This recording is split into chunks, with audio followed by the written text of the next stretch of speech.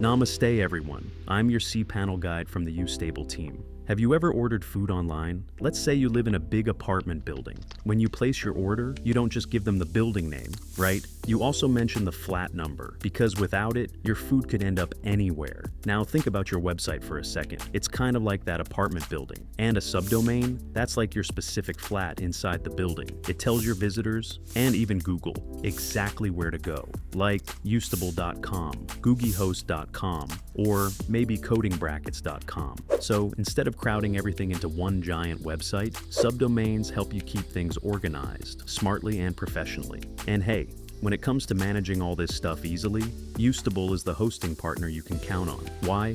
Because YouStable gives you blazing fast servers, a super simple cPanel dashboard, and full control over everything. So creating subdomains, it's almost as easy as ordering that pizza. Oh, and did I mention? You also get 24/7 support and some of the best pricing in the market.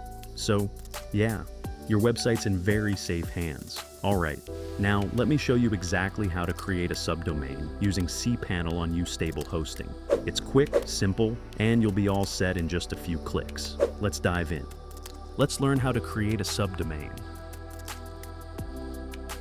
Click Domains. Click the Create Domain button. Enter the name of the subdomain. The subdomain name should be memorable and indicate an area of the website.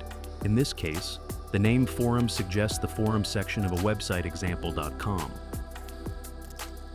Make sure it is unchecked. Now click the Submit button.